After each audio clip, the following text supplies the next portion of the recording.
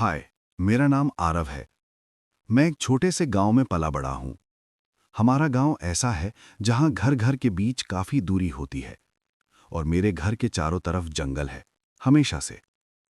बचपन में वही जंगल मेरा खेल का मैदान था। हाथ में एक लकड़ी होती थी और दिमाग में एक इमेजिनरी दुनिया। मैं खुद को हीरो समझता था। टाइम के साथ सब छूट गया, लेकिन जवानी में आते आते फिर से वही शांति मुझे वापस जंगल की तरफ खींचने लगी। अब मैं अक्सर अकेला जंगल चला जाता हूं। वहां बैठ के सोचता हूं, खुद से बातें करता हूं और उन लोगों से दूर रहता हूं जो सिर्फ शोर और ड्रामा पसंद करते हैं।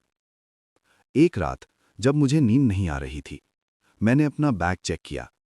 आधी शराब बची हुई थी। सोचा जंगल में जाकर वही फिनिश कर देता हूं। मैं जंगल में जा ही रहा था कि दूर से हल्की सी लाइट्स और अजीब सी आवाजें आने लगीं। ऐसी आवाजें जैसे कोई मंत्र पढ़ रहा हो। ये जानने के लिए कि हो क्या रहा है, मैं धीरे धीरे थोड़ा पास गया। और जो मैंने देखा, उस सीन को शब्दों में एक्सप्लेन करना मुश्किल है। वहां एक कंप्लीट सर्कल बना हुआ था। लंबे लंबे लोग काला सूट पहने हुए एक बड़े से पत्थर के इर्द गिर्द खड़े थे। उनके चेहरे बिल्कुल छुपे हुए थे। बीच में जो बंदा खड़ा था, उसकी आवाज मैंने पहले भी कहीं सुनी थी। उस शब्द में कुछ ऐसा था कि मेरे शरीर के बाल खड़े हो गए। फिर रिचुअल शुरू हुआ। सब लोग हाथों से अजीब इशारे कर रहे थे और अचानक एक चाकू निकाला।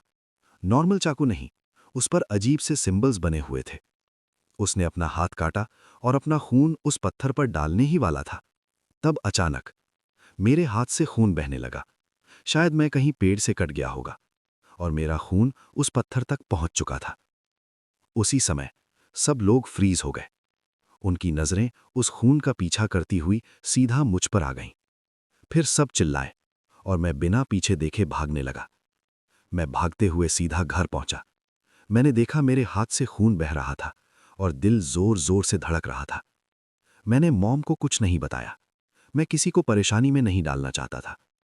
अगले दिन कॉलेज में सब कुछ नॉर्मल लग रहा था, लेकिन अंदर से मैं पूरी तरह टूट चुका था।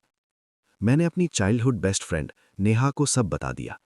उसने मुझे शांत रहने को कहा। और उसी दिन कॉलेज में नया प्रिंसिपल आया। स्टेज पर एक टॉल स्ट्रिक्ट सा आदमी आया। उसकी मौजूदगी ही काफी अलग थी। और जैसे ही उसने माइक पकड़ा, उसने वही सेंटेंस बोला जो मैंने जंगल में सुना था। मेरा दिल रुक रुक कर धड़कने लगा। मैंने उस आवाज को पहचान लिया था। वो इम्पॉसिबल लग रहा था, लेकिन मेरी आंखें झूठ नहीं बोल रही थीं। उसने कॉलेज रूल्स अनाउंस किए, स्ट्रिक्ट, कोई बकवास नहीं।